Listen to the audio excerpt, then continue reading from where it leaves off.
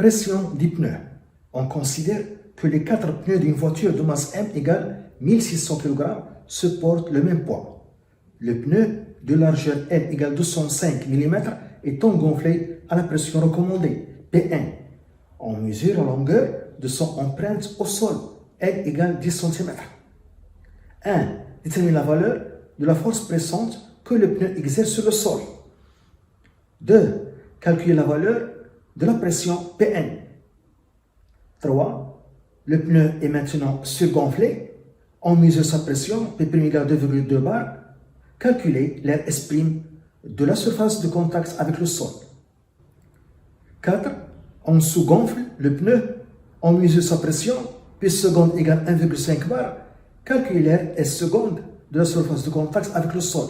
On donne l'intensité de l'apesanteur, G égale 10 N par kg. 1. La valeur de la force pressante exercée par le pneu sur le sol. La valeur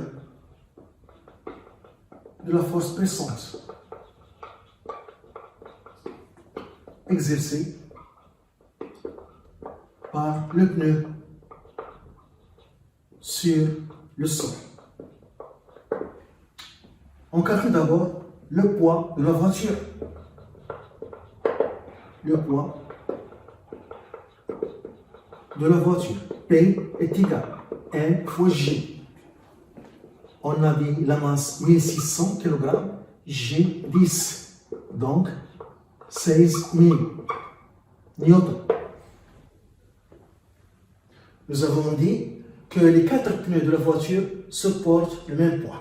Donc chaque pneu supporte un poids 16 000 divisé par 4. Nous avons dit que les 4 pneus de la voiture supportent le même poids. Donc, chaque pneu supporte un poids 16 000 divisé par 4. C'est la force pressante exercée par le pneu. 16 000 sur 4.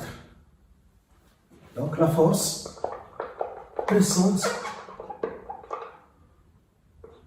exercée par le pneu F est égal à P sur 4, car il y a 4 pneus. 16 000 divisé par 4.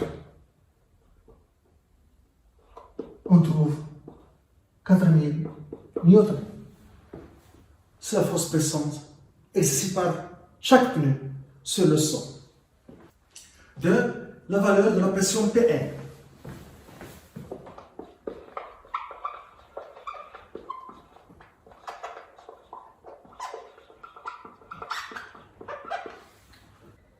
On a la relation, la pression Pn est égale à la force pressante sur la surface. La surface S, on a une surface rectangulaire.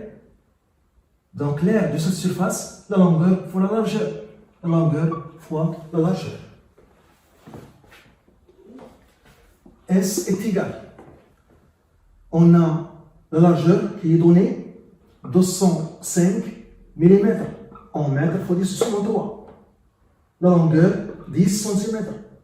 En mètres fois 10 sur 2. On calcule S en mètres carrés. S est égal.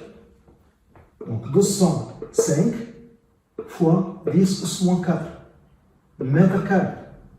Donc S est égal à 2,05 fois 10 sur 2 mètres carrés. Et par suite,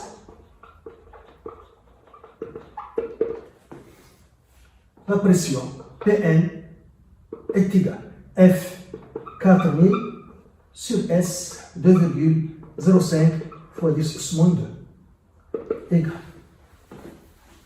1,95 fois 10 sur 5 Pascal, qui est égal à 1,95 bar. 1 bar est égal à 10 au 5 Pascal. 3. L'air S' de la surface lorsque le pneu est surgonflé.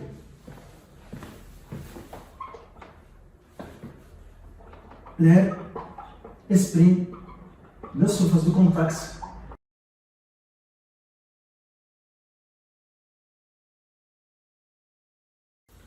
lorsque le pneu est surgonflé.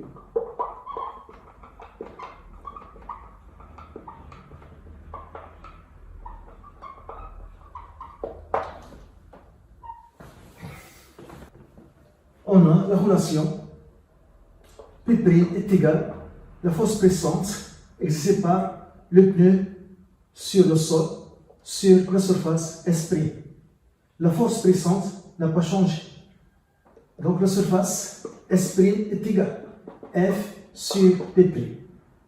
Application numérique, F, 4000 n'a pas changé. Sur P', 2,2 bar en pascal fois 10 sur 5 pour calculer S' en mètre carré. On trouve S' est égal à 1,82 fois 10 au moins 2 mètres carrés. 4. L'air est seconde de la surface de contact lorsque le pneu est sous-gonflé. L'air est seconde de la surface de contact lorsque le pneu est sous-gonflé. Toujours, en utilisant la relation, P seconde est égal à F, la force pressante qui n'a pas changé, sur la surface de contact S seconde. Donc S seconde est égal à F sur P seconde. Application numérique, S seconde égale 4000 n'a pas changé, la force pressante, sur P seconde. On a donné 1,5 bar en pascal fois 10 au 5 pour calculer S seconde en mètre carré. On trouve 2,67 fois 10 au moins 2 mètres carrés. On regroupe ces résultats dans un tableau pour conclure. La pression P en bar, ici la surface S en mètre carré. 2,2, 1,95, 1,5 bar. Pour cette valeur, 2,2 bar, on a la surface 1,82 10 moins 2. 1,82 10 moins 2. Pour cette valeur de la pression, 1,95, on a une surface 2,05 10 moins 2. Pour cette valeur de la pression, pour cette valeur de la pression 1,5 bar, on a une surface 2,67 fois 10 moins 2. On remarque que pour une force pressante donnée, constante, lorsque la pression du pneu diminue, l'air, la surface de contact du pneu avec le sol augmente. Pour une force pressante donnée, lorsque la pression du pneu diminue, l'air de la surface de contact